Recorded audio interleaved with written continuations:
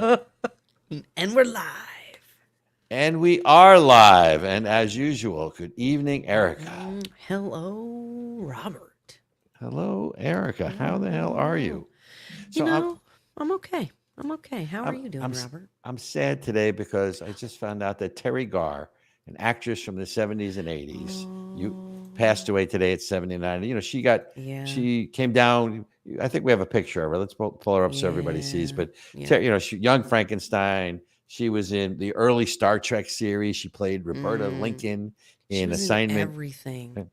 She was in Tootsie. She just, it's just a sign of your aging and getting older when the actors and actresses you grew up with or sports figures start dying off or that Mm-hmm. kind of thing. So, Yeah, just, yeah. She was but it when I was growing up. she, She was in every freaking movie. and She was in them all. my favorite movie, not necessarily that she was in, but she was in. It was Oh God with George Burns. She played John Denver's wife. Yes. Oh my God, I love Hmm. that movie. Hmm. Oh, I'm having member berries. I There you like go. it. In Yeah. any event, All so right. back to reality and the Yeah. campaign. So I got Boo. one for you. Ooh. Did you know that Joe Biden made a campaign commercial for Donald Trump? What? No joke. Shut up. What is this? I, Is it AI generated or something like that? no. So we're going back, a couple of weeks. So so she's giving a speech somewhere. I want to say it was in Pennsylvania or down at the border or somewhere. Yeah. Um, and Biden goes into the press room, first time he's done it in years, and basically says the following asked about Kamala Harris, said, well, I'm in constant contact with her. She's well aware. She's aware we all are. We're singing from the same song sheet. She helped pass all the laws that are being employed. Now she was a major player in everything we've done, including passage of legislation, which we were told could never pass. And so she's been, and her staff is interlocked with mine in terms of all the things we're doing, said President Joe Biden. The Republicans came out and said, and put that out there, and they put underneath it, paid for by Trump for president. So as she tries to claim that she's, going to be turning the page in a new Right. and fresh voice, really she's just the same old, same old. Well, it's hard to make the argument that there's a change agent. I just love the fact that Joe Biden is cutting commercials for Donald Trump. I think it's great. You just can't, you can't go there. So Oh, in I any love event, it. I love it. I love it. let's roll them.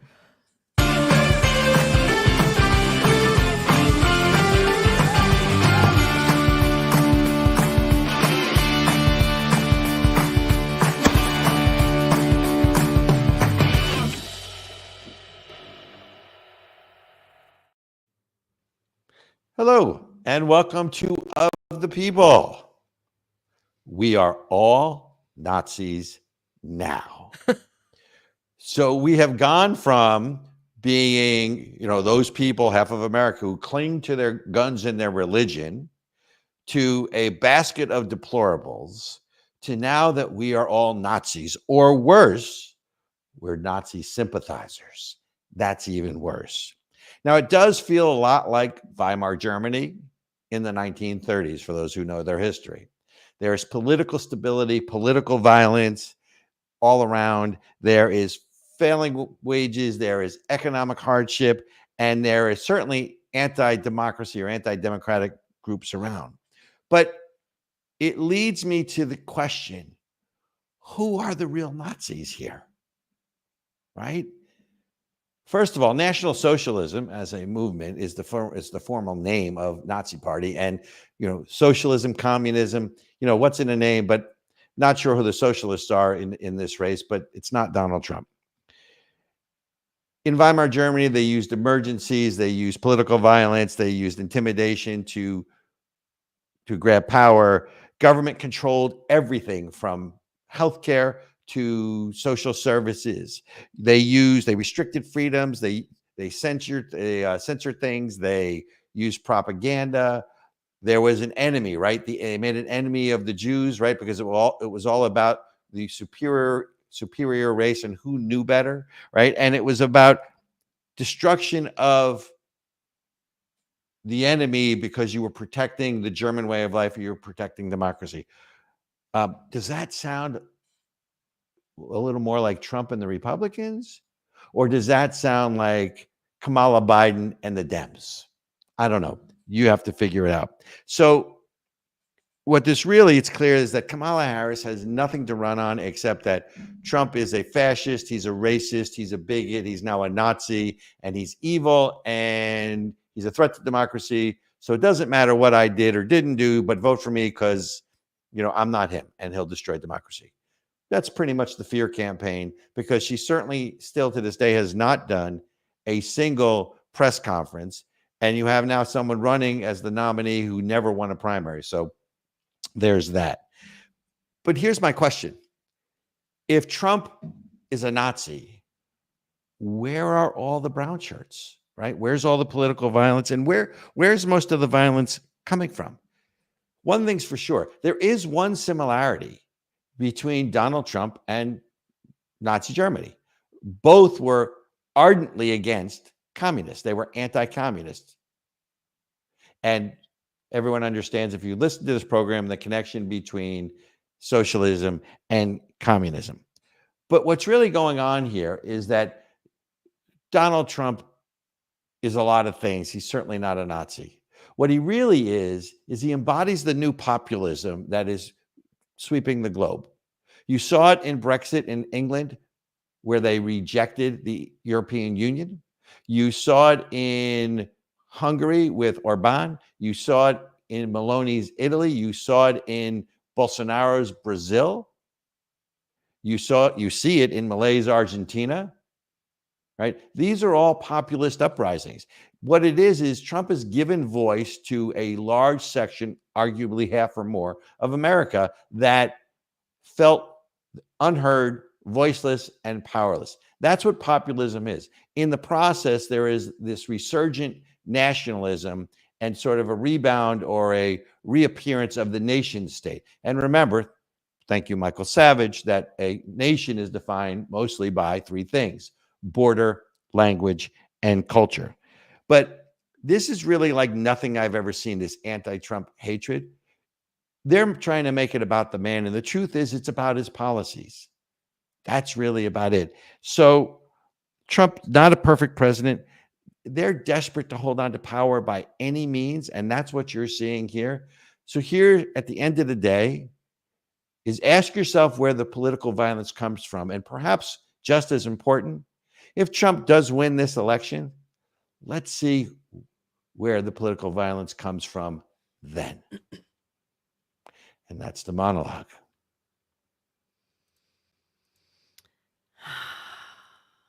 Ericka, what say you? Well, they're preserving democracy. We have to remember, Robert, they want to preserve democracy.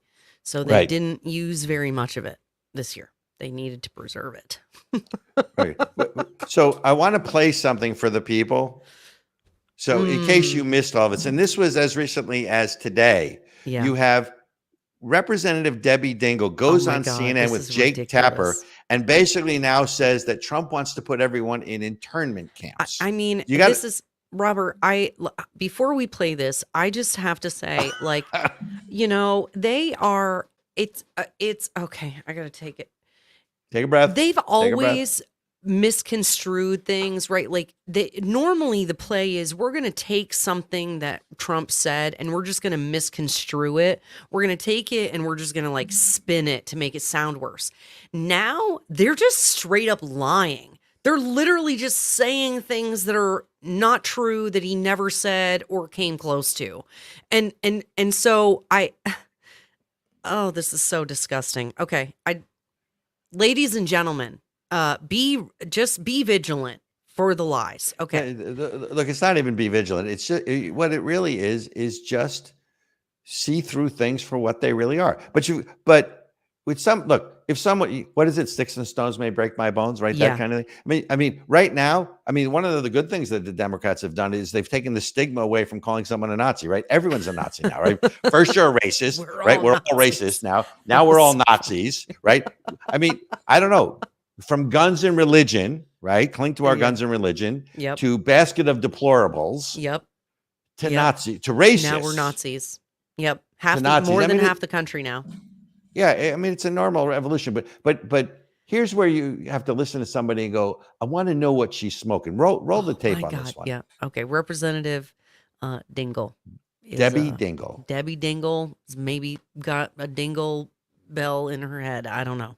The Arab American community needs to be reminded and cannot forget. He wants to ban Muslims, he wants to deport Muslims, and he wants to start internment camps. And that's what we are busy talking to every voter. He's telling you what he's going to do. Believe him. Internment camps?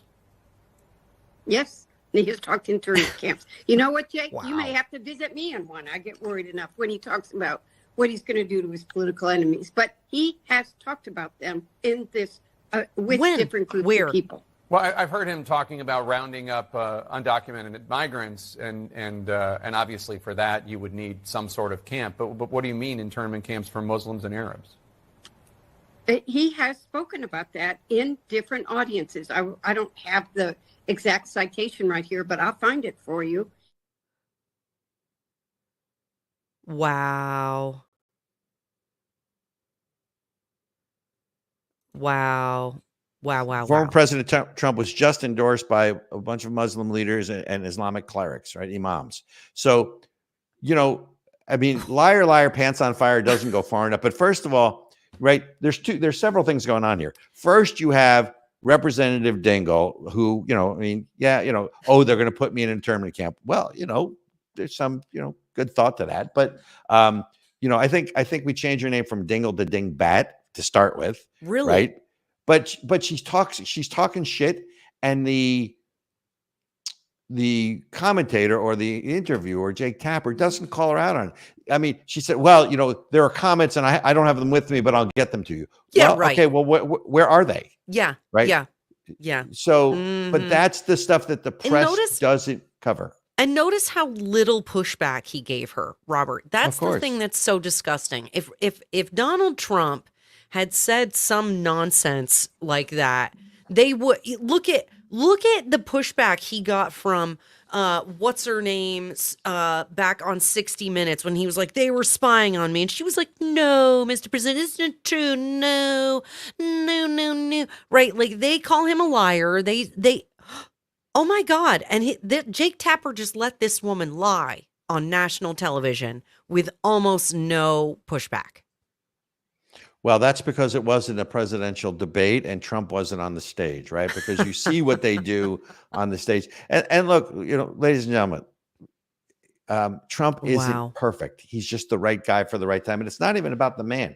It's about the policies. We talk about political violence in the opening monologue. Mm-hmm. Not one, but two assassination attempts of the former president on the campaign trail. And where is that even talked about anymore? It's like it never happened. Nowhere. Right. The political violence in 2020, Kamala Harris egging on the Black Lives Matter supporters and but bail them out of jail. Yep. Right. Contributed Let's to raise the bail a fund. fund. Right. Let's raise money to bail them out of jail. So you want to take bets? If Trump wins, and by all yardsticks, he should, if it's a free and fair election. Based on don't the know polls that. right I don't now. have. Well, I don't believe the polls. I'm really going, based on the fact that I think he's going to do better with the Black community than any Republican has done in the sort of modern era. I think he's going to do exceedingly well in the Latino, Hispanic communities as well, because I think they see through all this, crap that they're being handed from the Democrats. I think he's still got a problem with middle class women. I think that's still an issue. But I think if you look at the different states, and I think the working class vote goes his way. I think a lot of the union voters, like the auto unions and others, those guys, SEIU, I think a lot of the rank and file are going to vote for Trump. And so I think, and I just heard today, by the way, that it seems the Harris campaign has given up on North Carolina. No. Based on what? I think they're pulling. I think they're pulling all their advertising out of North Carolina. Is what I heard. That's not a fact. I'm just going off of some things. So look, Well, we'll I see. mean, We'll see this what is happens. the thing, what we're seeing is, I know nobody trusts the polling, but if you look historically at what, where he was in the last two elections that he's run, he was behind in both of them, and now he's ahead. And that has never happened either time that he's run for office previously. So, See, the cynic in me says that they're trying to lull him into a sense of security. Here's what I would say, and maybe Ben, you can look it up. But Joe Biden got 81 million votes allegedly in 2020. Donald Trump, I want to say, got 72 million votes Yeah. in 2020. So the assumption is he's going to get more votes, significantly more than he got. So you're going to have to tell me that again. Kamala Harris haven't done any press interviews, won't go on Joe Rogan because she only wants to do an hour. That kind of thing. By the way, JD Vance is going on Rogan, by the way, but which will be interesting, right? Also, but that should be interesting. So the instinct is if Trump got 72 or 71 million votes. Yep, I'm looking it up right now. Yeah, from in 2020, arguably he's going to get a lot more votes. The enthusiasm you're seeing, and frankly, forget about the enthusiasm for Trump. The people who think the country is heading in the wrong direction, whether it's economically or in terms of immigration or in terms of oil or in terms of national security, all point to Trump should blow this thing out. And the Republicans, 74 million votes. He got 74 million.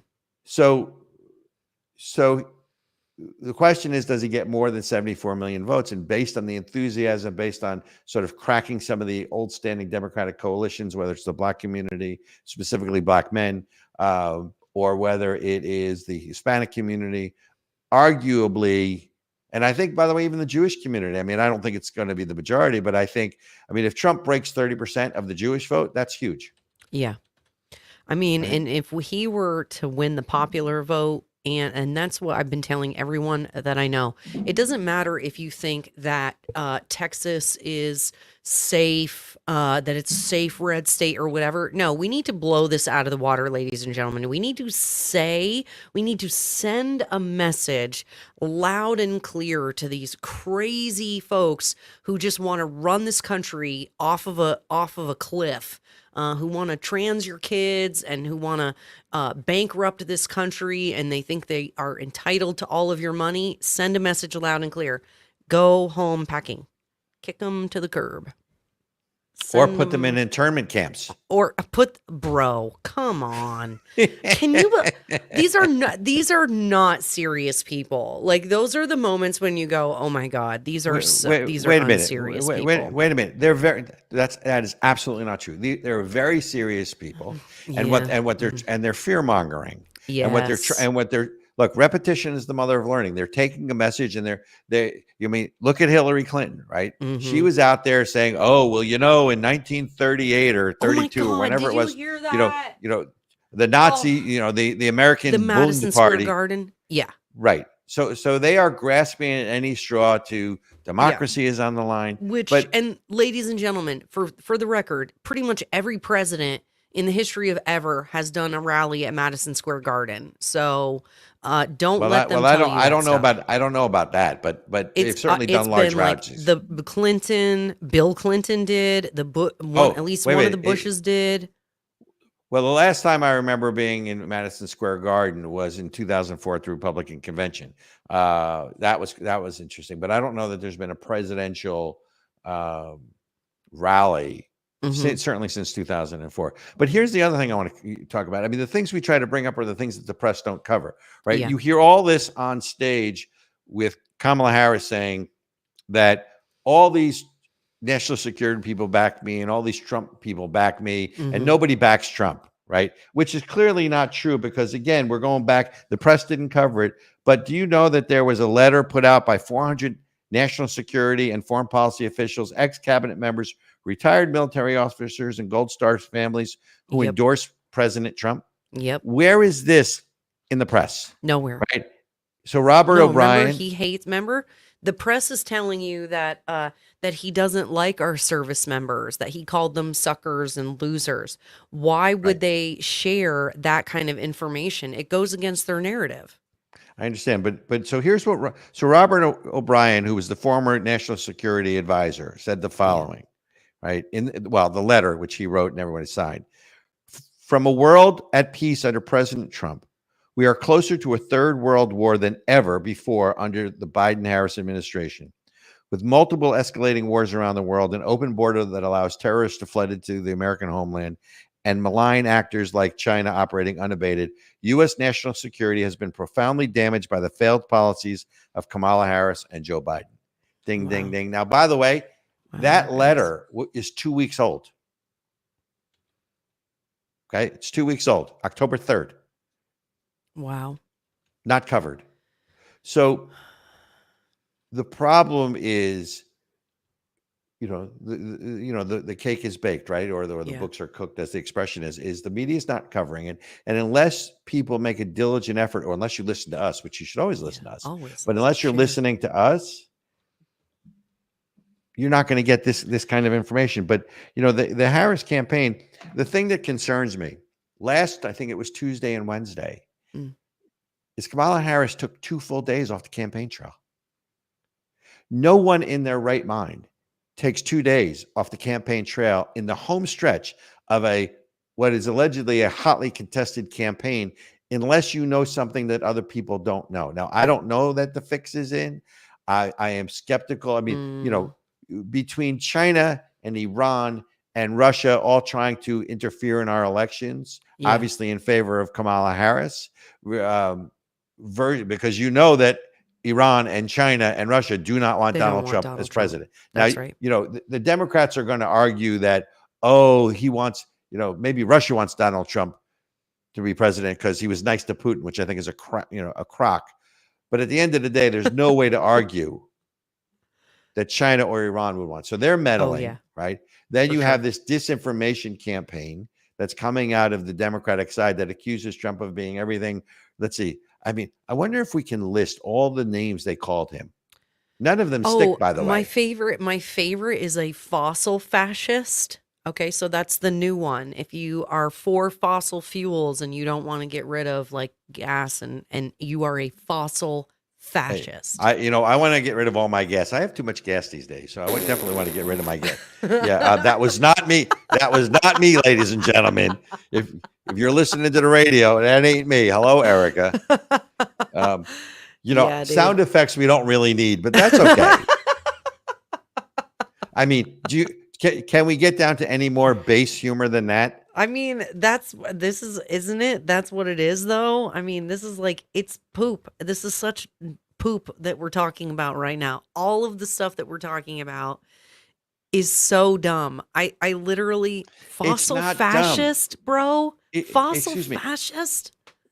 What one is of that? The first rules, Ericka, one of the first rules in politics is define your opponent or your enemy before he can define himself. And that's what they've been trying to do because Trump is irascible. He is he's undisciplined in terms of his oratory, right? Yeah. He is not a smooth talker. And he rambles and he's self-indulgent and all of those other things. And as I tell people, it's not about the man. I ask people who are not violently anti-Trump because there still is Trump derangement syndrome, where I basically said, okay, can we put the man aside for a second? Name one policy during those 4 years that Donald Trump instituted that you, in retrospect, didn't like. Yeah. And you can see their minds going and working, and they always come back to, but he's a racist, right? They can't think of something, so they go back to the name calling that's been pre-programmed by the Democrats and all of this. Like NPCs. Oh my gosh. Well, Donald Trump is a defender of American freedom, just like ASIC is a member of, or ASIC is a defender of American freedom. And so we're going to hear from our sponsor. But before we do that, if you've gotten something out of this video or this radio program, would you share it with your friends and family? Because as Robert said, there's a lot of people who are in an echo chamber and they don't hear this information. So you're actually doing them a favor by sharing it. Subscribe to the channel. Make sure that you leave us a comment. Let us know what you think. And most importantly, stay tuned for the next segment. America came into being based on a shared belief and a common set of values. Unlike other nations that were bound together based on common ancestry, race, or caste, we came into being based on a simple and shared set of ideals. That the power of government is based on the consent of the governed. That life, the freedom to live life on our own terms in our own way, free from government interference, and liberty, our most precious value, and the pursuit of happiness, which means we are free to pursue that which we choose, with the knowledge and courage to know that nothing is guaranteed to us in this life.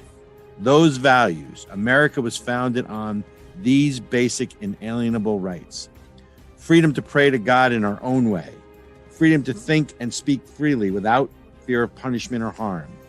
And freedom to gather in our places of worship and in our local taverns. And freedom to defend ourselves, our families, our homes, and our neighbors as we see fit. The American Center for Education and Knowledge is dedicated to protecting American exceptionalism anywhere and everywhere it is threatened. ASIC is a 501c3 and depends on your tax-deductible donations. Please help us continue our fight. Help us continue our fight. Yes. So I want to stay with the concept of Nazis, right? Because that's our theme, that we're all Nazis now, right? Nazis. We're definitely getting this video boosted. Right. Okay. Well, I'm not talking about COVID and I'm not talking about election fraud. I'm talking about the fact that we're all Nazis now, right? I mean, Yes. like I said, the evolution from cling to your guns and religion to basket of deplorables to racist to Nazi. I mean, it's a natural evolution when you think about it, right? I mean, I'm just wondering what comes after Nazi. But let's step back, right? Nazism was a form of fascism, right? Yes. Mussolini, Tito's Yugoslavia, they were fascist leaders or dictators or whatever. Okay. And that's what they're really trying to say. They're trying to basically say they've tried to label Trump as a dictator. Right. Right. He's a dictator. He's a wannabe dictator, or he's a fossil fuel dictator, or whatever it is he is. Right. But now I want to bring up something that let's see who the dictator or the fascists are. So the Department of Defense just issued a directive. It's called Department of Defense Directive 5240.01. And ladies and gentlemen, and basically it is about intelligence related activities and allows the federal government to work with law enforcement and other civil authorities allegedly for intelligence related activities only. But I will tell you, so I don't know if you can all see this, but this is DoD directive right here. Yeah. Okay.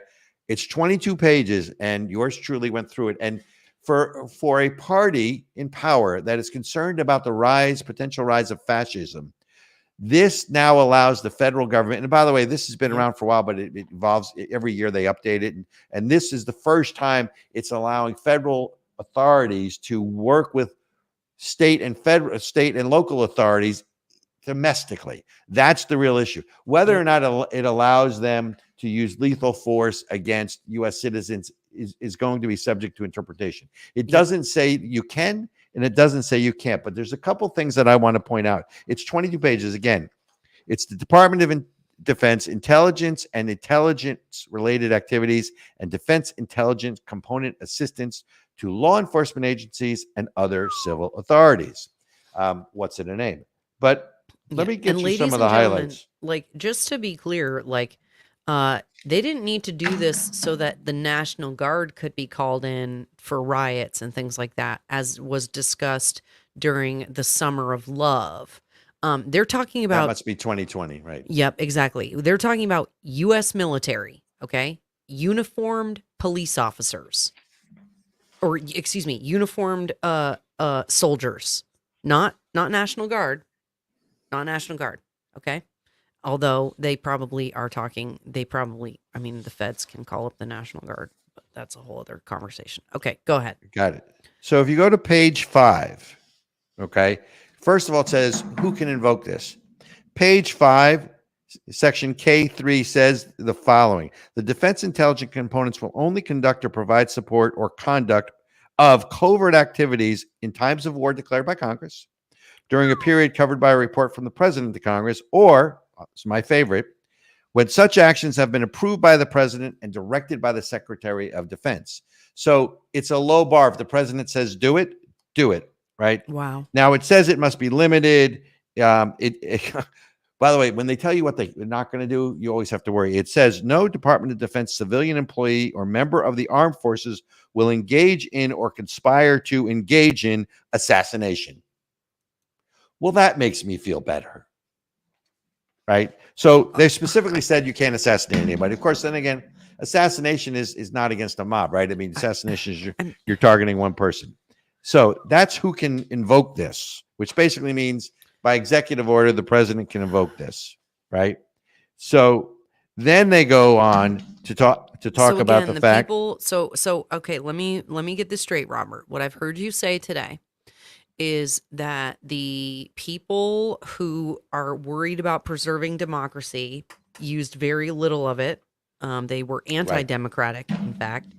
And also the people who are worried about fascists are writing DoD directives. That makes it easier for fascism to take hold, to be a fascist. Now, so first is who has the authority. We figured out the 3 authority of Congress declares war and all of that. The second, but obviously the president would say to the Secretary of Defense to do it. And then if you go to page 9 under section 2.5, it defines what intelligence related activities are, because they're saying, oh, it's only about intelligence related activities, intelligence gathering. But when you read the definition of what this is, it's a much broader thing. It said, the DoD component heads conduct authorized intelligence activities and intelligence related activities in accordance with this paragraph.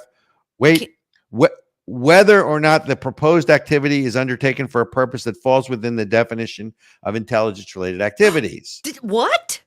Did you just say whether or not?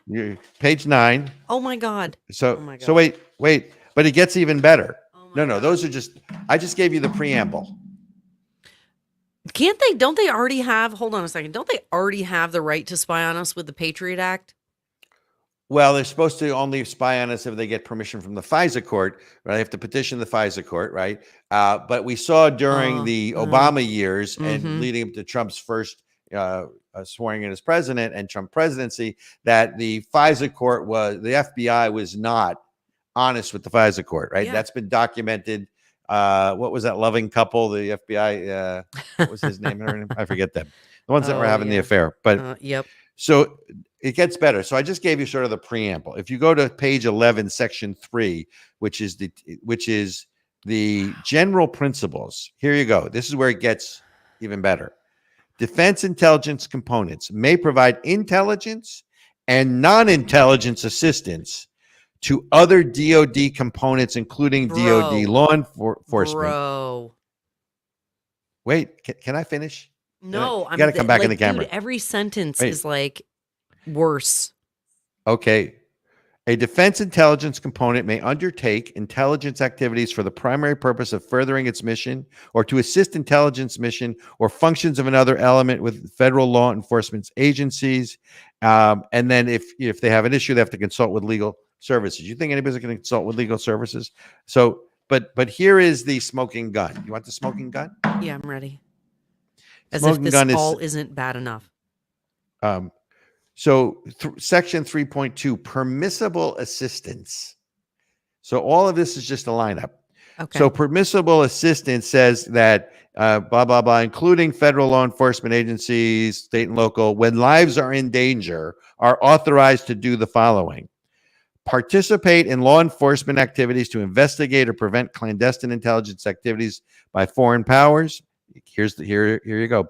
Provide, when lives are in danger, rendering any other lawful assistance to law enforcement agencies or other civil authorities, provided such assistance is consistent with and approved by Section 2, providing specialized equipment, technical knowledge, and assistance expert personnel for use by federal agencies when lives are in danger to support state and local law enforcement agencies. So there's no limit here to what they can or cannot do. Now, it doesn't say that, that they can target Americans, but it doesn't say that they really can't in all of this. And then last but otherwise, not what's the point? last but not least, it says the Secretary of Defense, and then we'll talk about it. The Secretary of Defense under Section 3.3 can approve assistance in responding with assets with potential for lethality or any other situation in which it is reasonably foreseeable that providing requested assistance may involve the use of force that is likely to result in lethal force, including death or serious bodily injury. So I feel really good that my government can't assassinate me under this. At least they're not supposed to. Of course, they could, and then they could ask for free. Oh, I'm sorry. I knew I was supposed to get permission, but I didn't get permission. But I needed to do it because of this. Because lives were in danger. Because right. lives were in danger. He sounds right. like Jack Nicholson on A Few Good Men.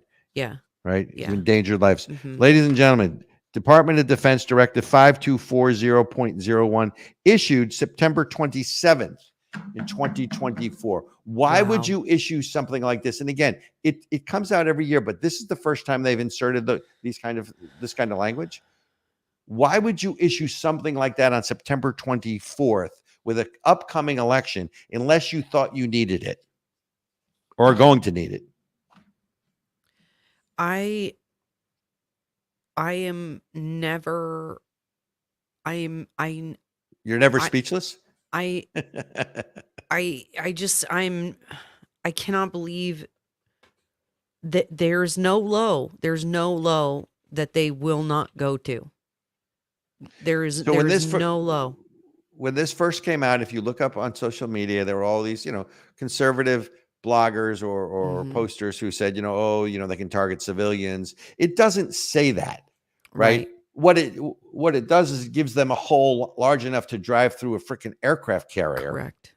Or steer through or boat through or whatever, navigate through an aircraft carrier that the Secretary of Defense has authority. The president can direct the Secretary of Defense, or the Secretary of Defense can do it of his own volition, and clearly has the capabilities to tell the federal agencies, and we're talking about military intelligence. But by the way, let's go to the Ukraine, right? We're supposedly not involved on the ground in Ukraine, but we have advisors there. Everybody knows that's a lie. Right. Well, we don't have troop deployment there. We don't have different divisions of troops deployed there. But we are in a combat zone and we have people on the ground there. So, I didn't pull the trigger, but I helped this other guy pull the trigger.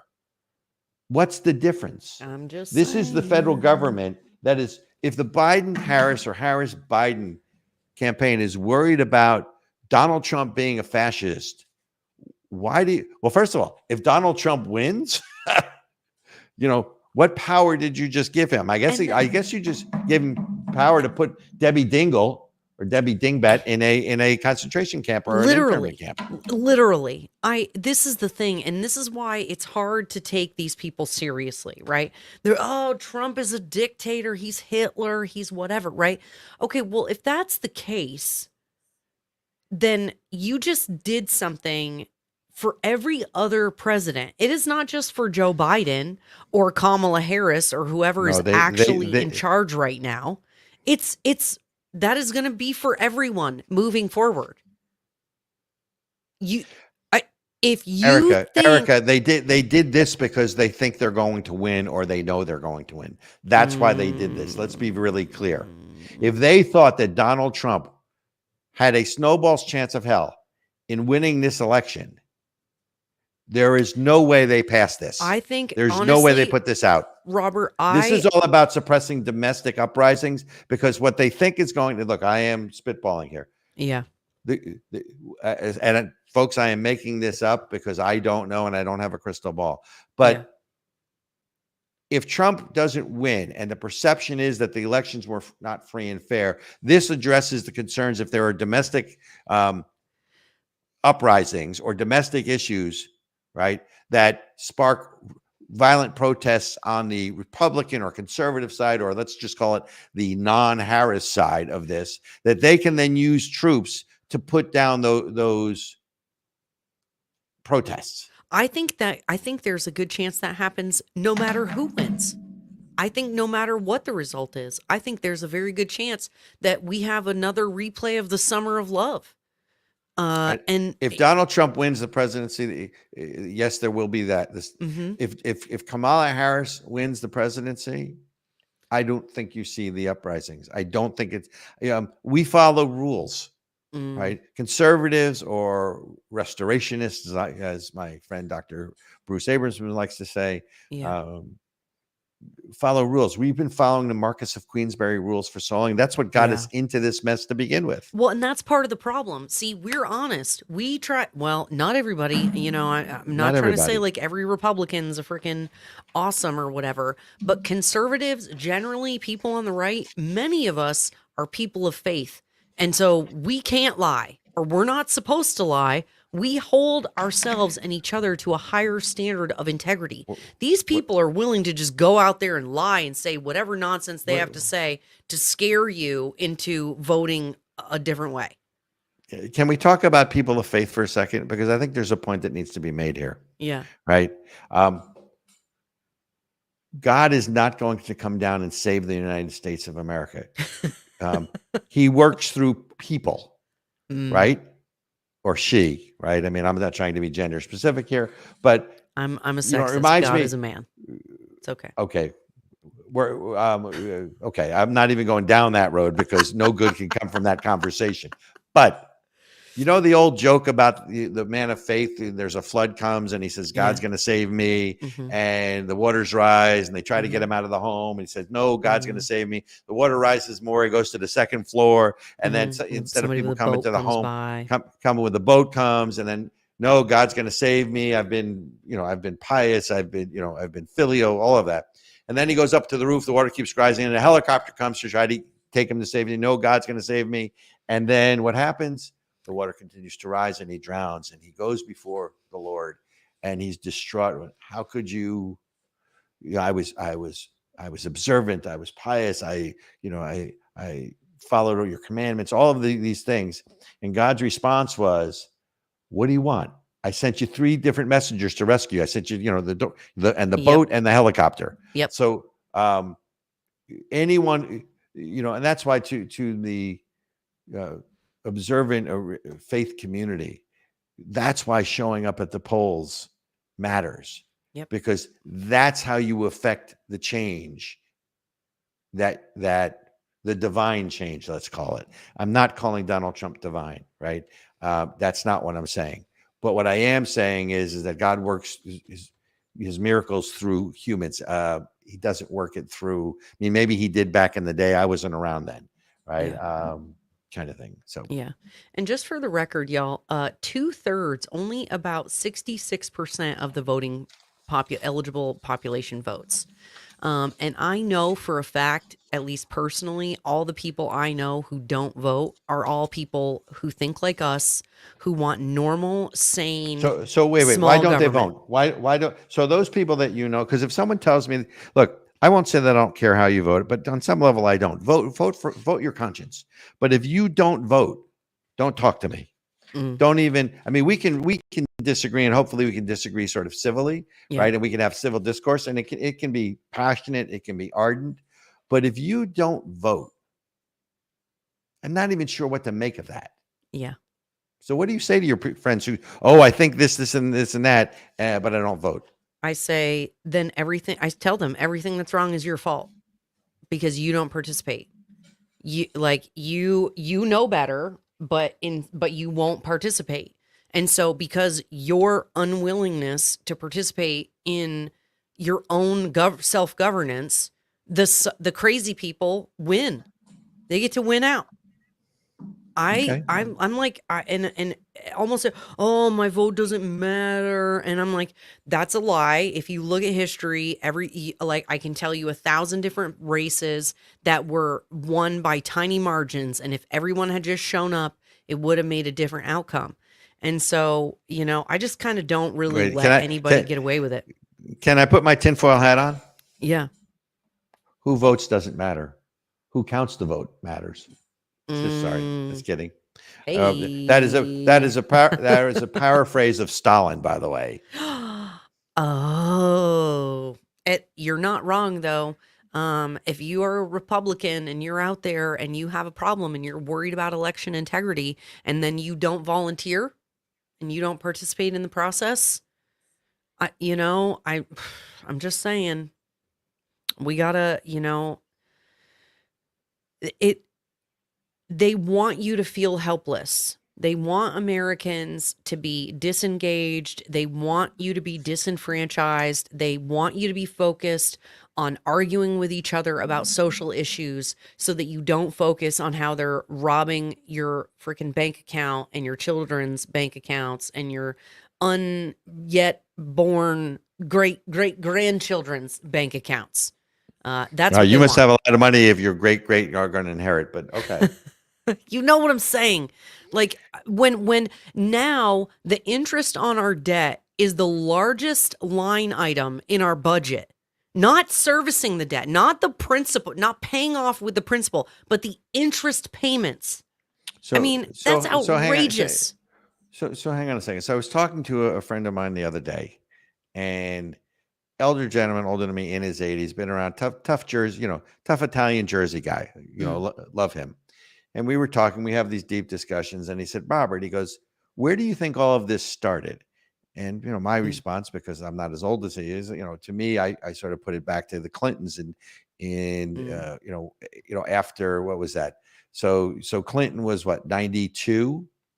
Yeah. Or no, 88 to no, it was 92 to 2000. No, it was 92. So his first term was 92.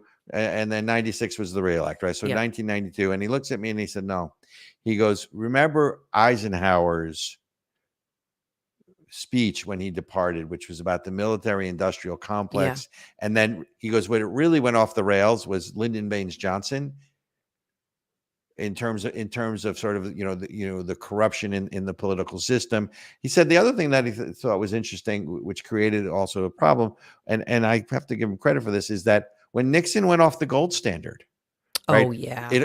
Because when we went off the gold standard and we tied the currency to the amount of gold that we held in Fort Knox or wherever, it had a value that could be determined. But now it's the point where the government can just print as much money as they want, fractional because reserve it doesn't. Currency.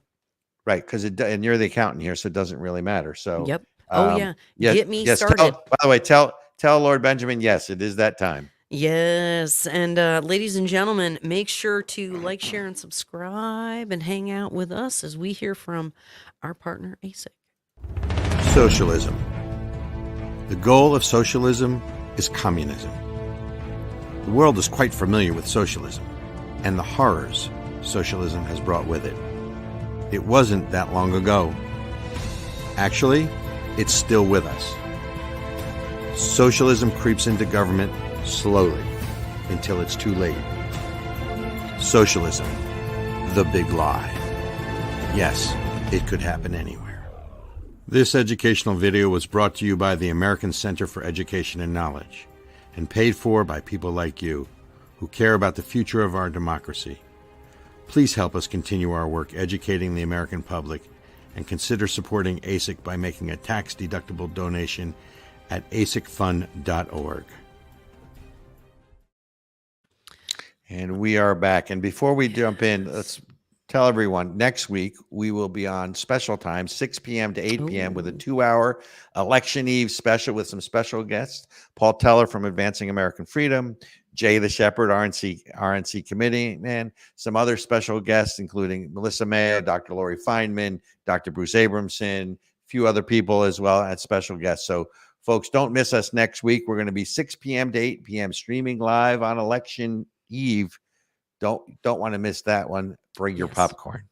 So I would like to add a couple of cents to the previous conversation. Hashtag end the Fed. I would say that was probably where it started, like when the Federal Reserve back in Woodrow Wilson's time. And then whoever came up with the federal income tax. Also, those people are bad people. that Well, I that's like can't say the if name of. you go to Newport, Rhode Island, right, and you look at all the mansions, you remember they were, cost millions of dollars to build, but it was all pre-income tax. So yeah, I'd like to keep, another 40% of my money. Works for me. Ladies and Uh, gentlemen, if you want to know why you can't get ahead, and when you started seeing, real wages drop and all of the things, and not being able to like afford things like our parents did, you can correlate it to the rise in tax liability. But I digress. all right, so let's go back to our theme for the day, which is we are all Nazis now. Yes. Okay. Since we're talking about Nazis, I mean, we have to sort of talk about the Jews in Israel, right? I mean, because you mentioned one, and I'm being flippant because obviously I am Jewish. I'm not trying to denigrate or downgrade, all of it, but it's just No, Jews are the Nazis hypo- now. That's the- where the- we've. but That that's- is Robert. Jew- that is Jew- how far we've come. That's how. Are you ready to bleep things out? Do you Ask need me what- to you get got- you got- me to get the beep button right? You be good. That's how fucked up things are. Okay. So, all right. Right. Jews think and I the missed it. Israelis are now Nazis. Right. But by the way, here's your new name. Naim Qassem. Okay. Right.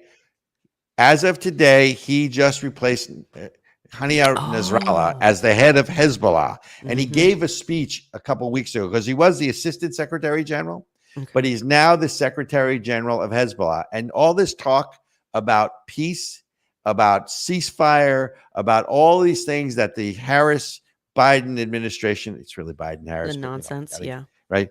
So he gives a speech. By the way, he was just named October 29th.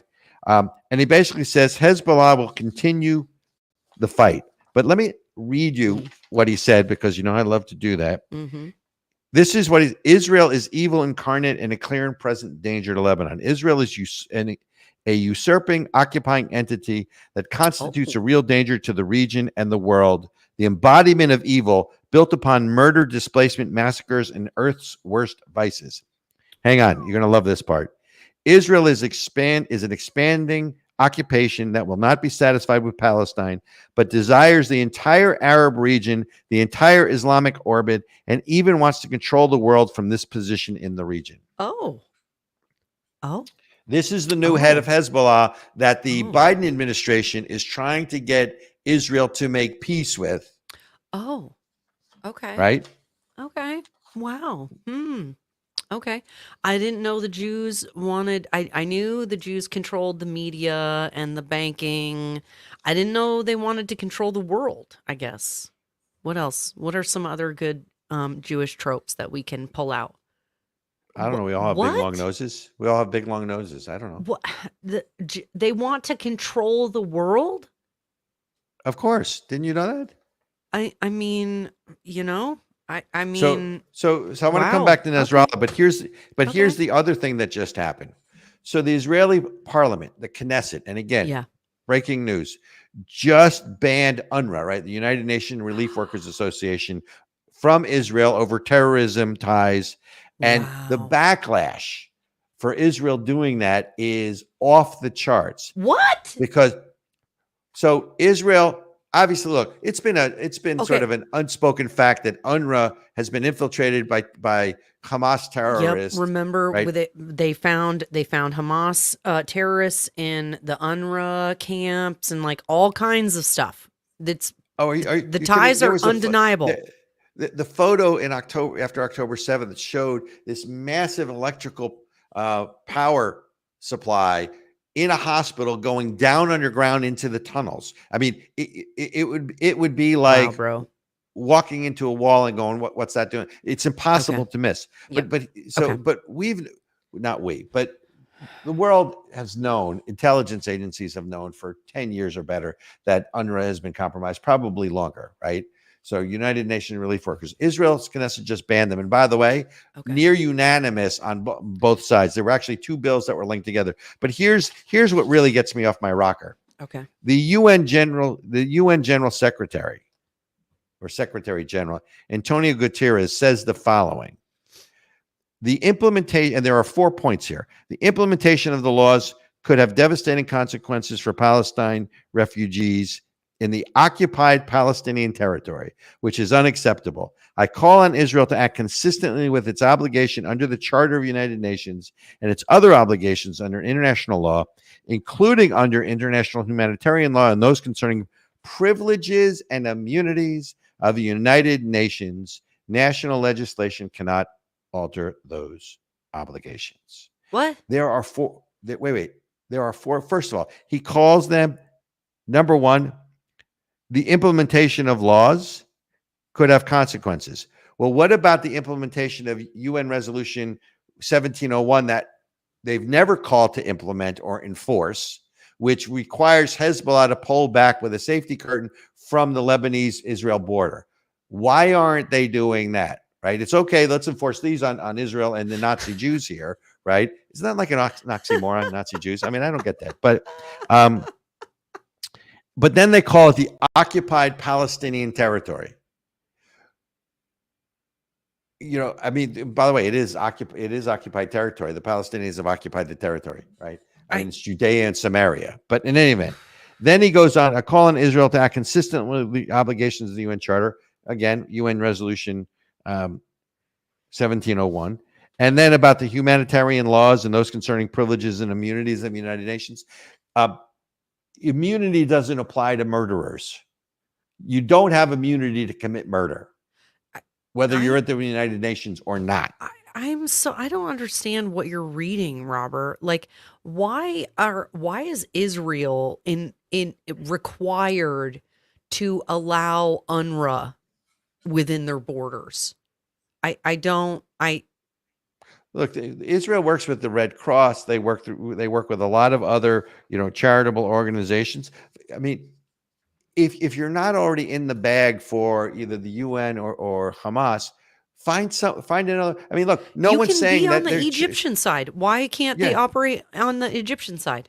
Well, forget about even operating. Well, because Egypt won't allow it. Egypt doesn't want them there, right? But be that as it may, find someone else other than UNRWA.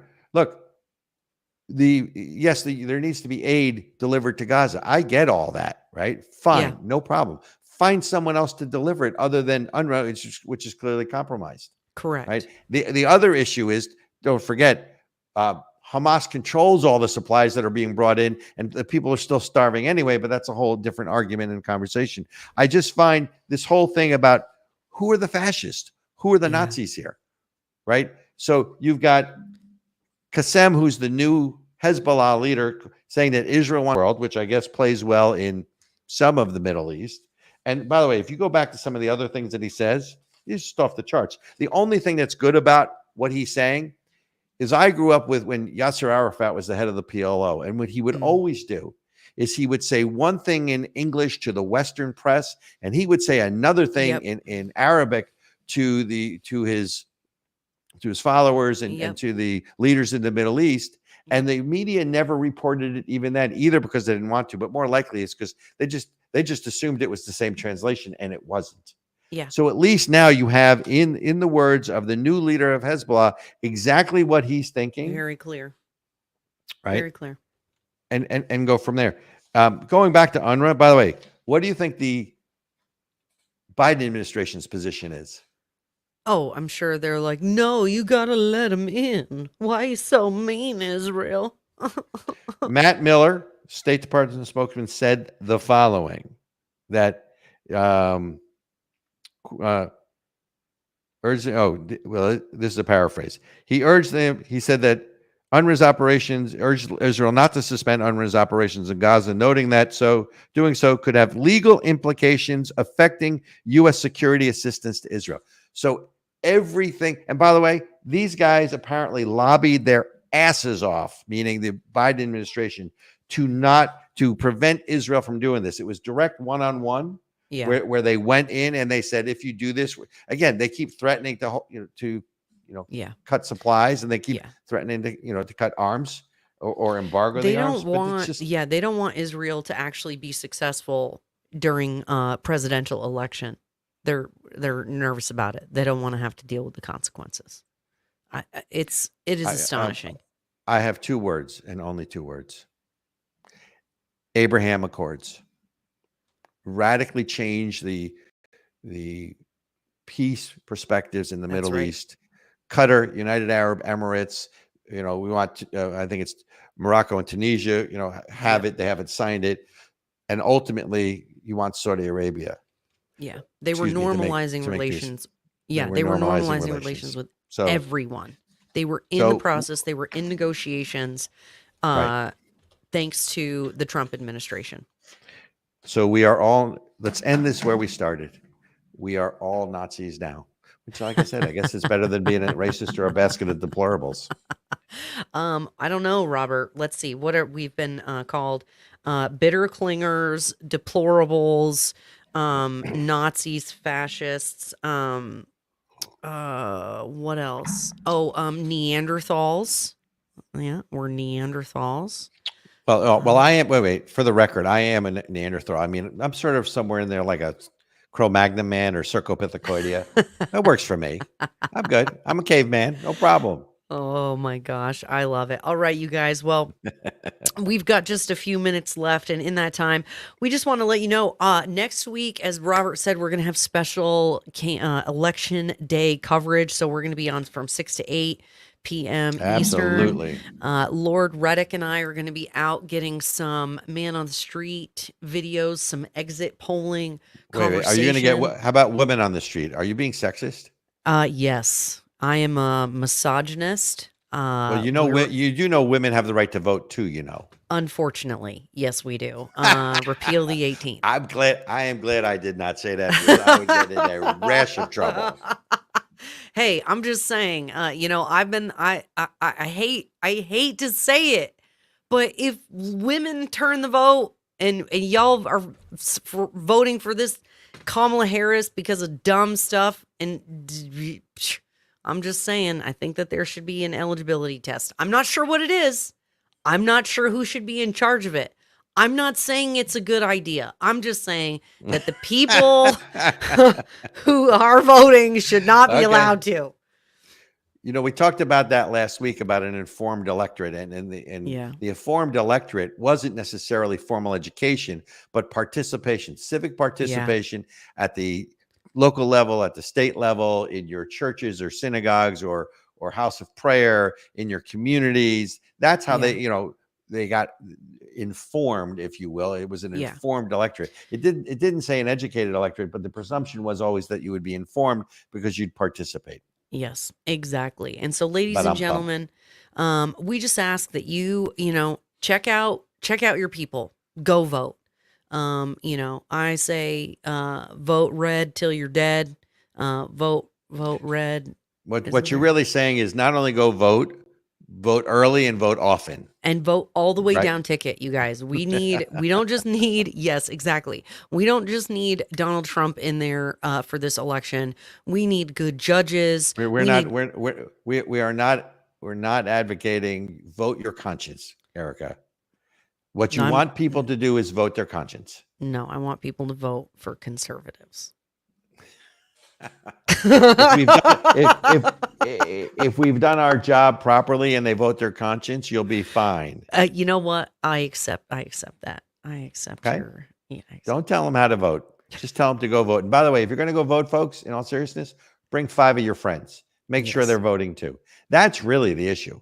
This is all about turnout. Look.